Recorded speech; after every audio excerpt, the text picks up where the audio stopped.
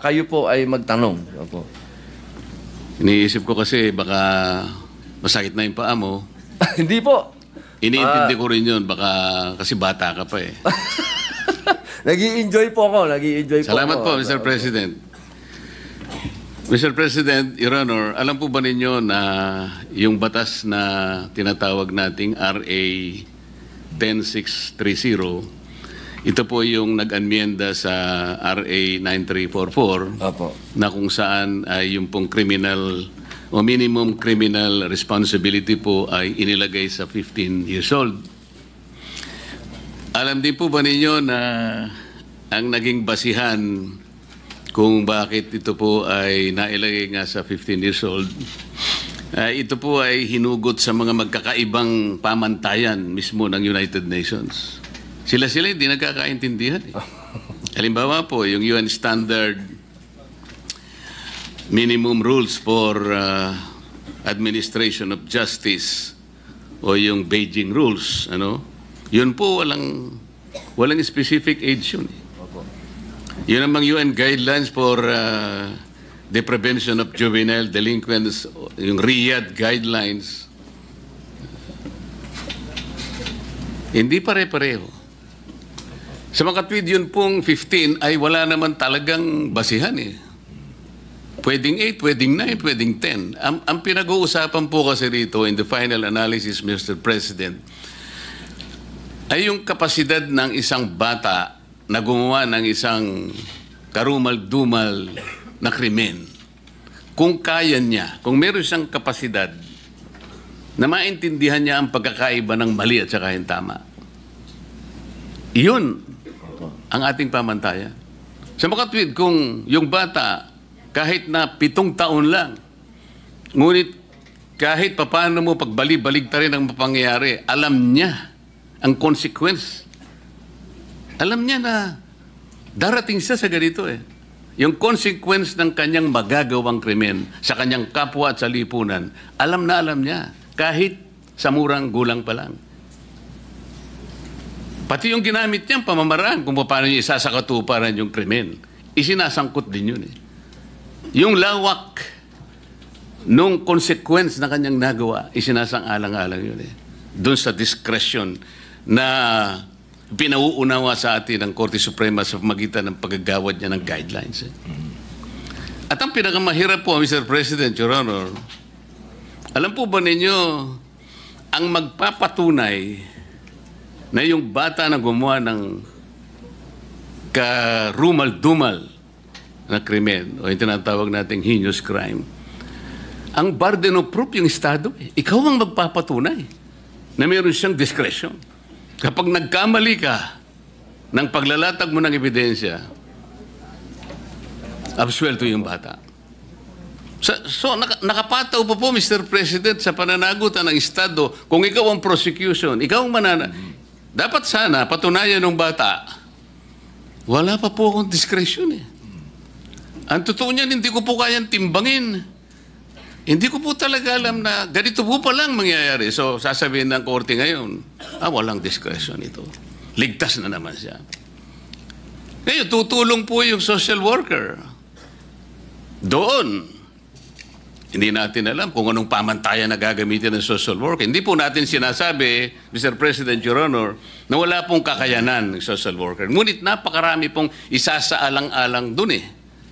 Para talaga mapagtibay mo na walang kakayahan talaga yung batang yun. Na yung kanyang ginawa, wala pa siyang kamalayan eh. Pero hindi binding sa korte yun eh. In the final analysis, Mr. President, Your Honor, ang magpapasa yung korte. O sige, palagay mo. May discretion, sabi ng korte. Pero sinasabi ng batas ngayon, na yun po yung ninanais niyong susugan, tama naman po kayo ron eh.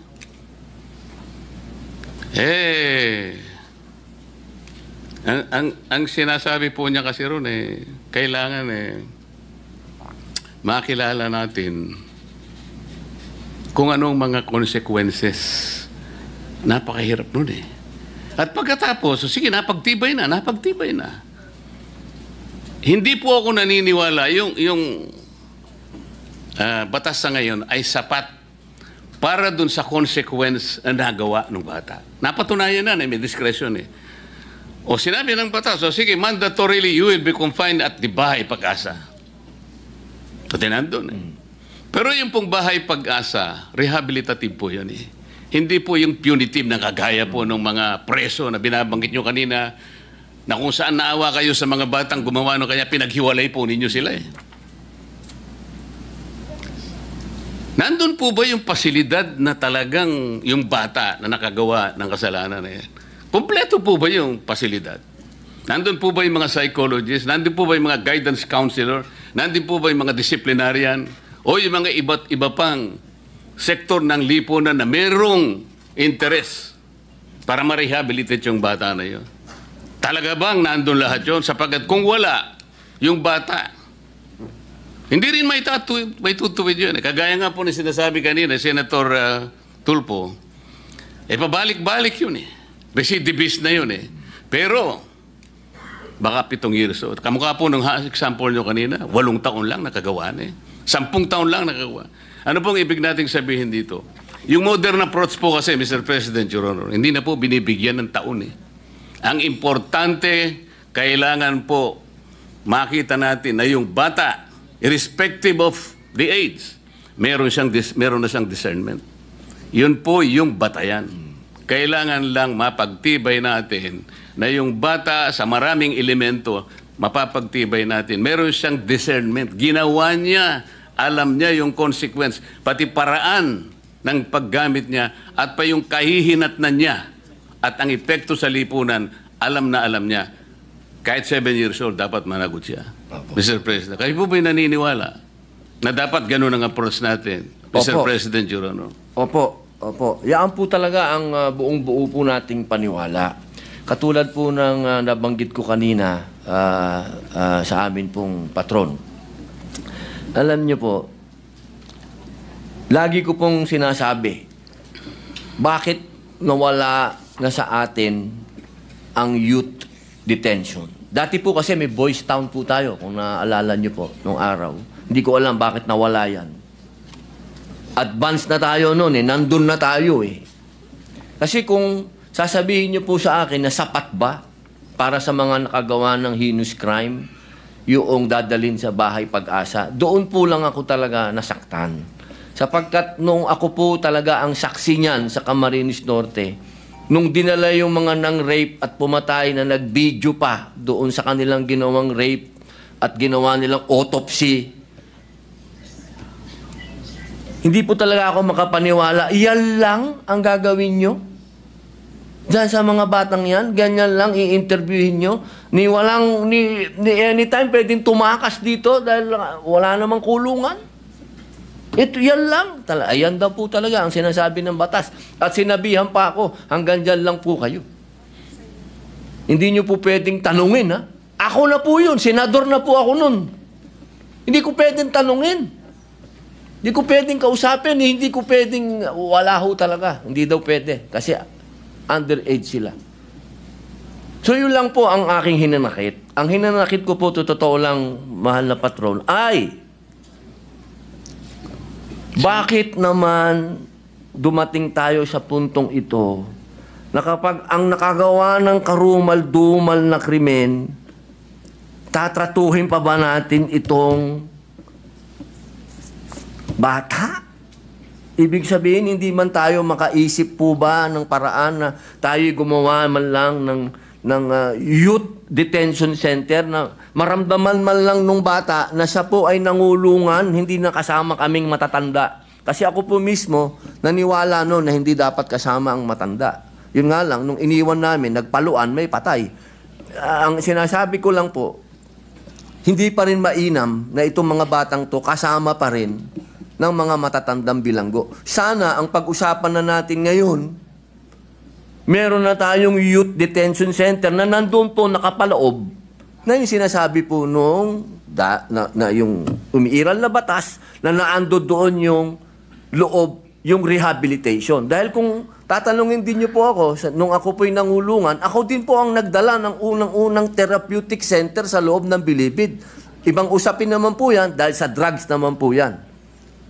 Nabigyan pa po tayo ng award ng DDB dyan dahil tayo pong naggawa ng rehabilitation dyan sa loob at inabot po yan ni General Binarao. Ang ibig ko lang pong sabihin, naniniwala tayo sa rehabilitation. Pero bago tayo makarating sa rehabilitation, magbayad ka muna ng kasalanan mo. Hindi naman po pwedeng hindi ka magbayad ng kasalanan.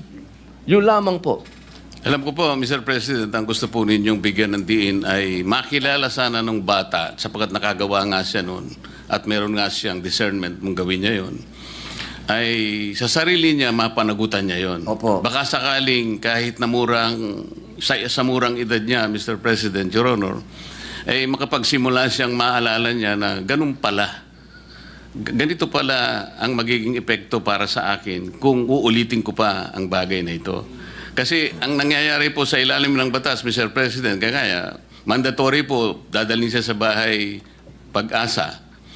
At pagkatapos ng isang taon po, mandatory rin gagawa po ng ulat yung social worker at doon ay pagtitibayin niya na maaaring okay na po ito, ayos na po ito, pwede na siyang ma-reintegrate sa ating lipunan.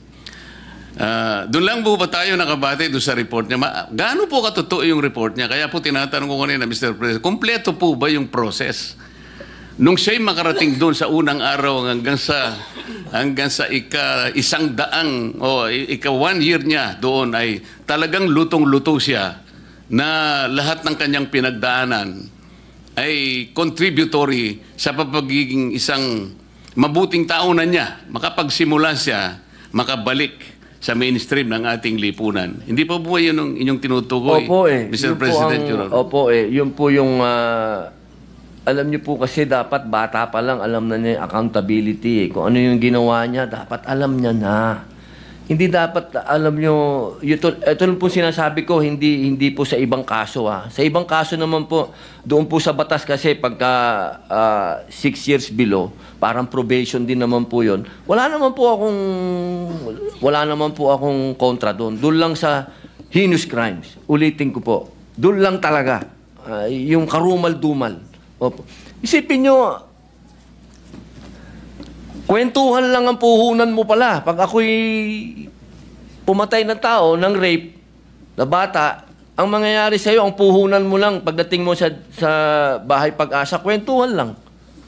Wala kang gagawin, kundi makikipagkwentuhan ka lang doon sa lahat ng mga ibibigay sa'yo ng gobyerno, sa mga programa doon, pero hindi ka nagbabayad ng kasalanan mo. Importante po sa lahat, yung magbayad ka ng kasalanan mo. Sa murang edad, maintindihan mo na kailangan mong magbayad ng kasalanan pag may utang ka. Yun lang naman ang kailangan na hindi mo pwedeng lagpasan yun. Kailangan magbayad ka. Ginawa mo yan eh. Pwede po bang malaman, Mr. President, nung kayo po ay unang nakalabag o nakagawa ng labag sa batas, anong taon po ba kayo? 10 taon po.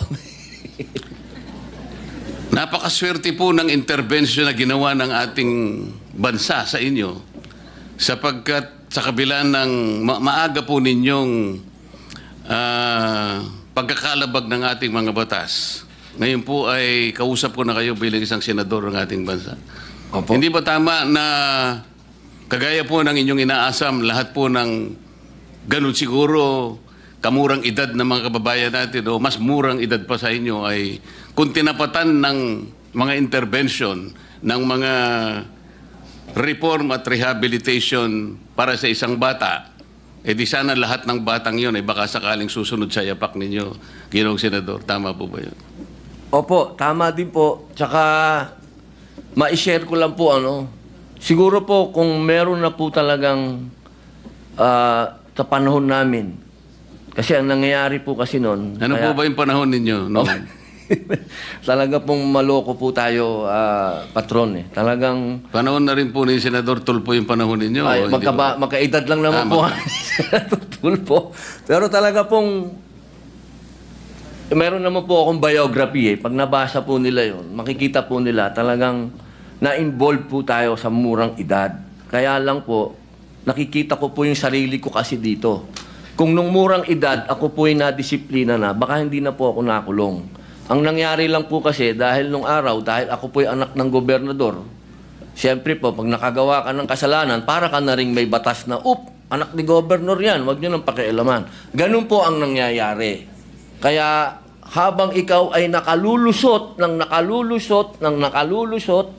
hanggang sa naging bata ka ng presidente nung araw. Oh, si Robin Padilla, bata yan ni Fidel Ramos, wag niyong galawin.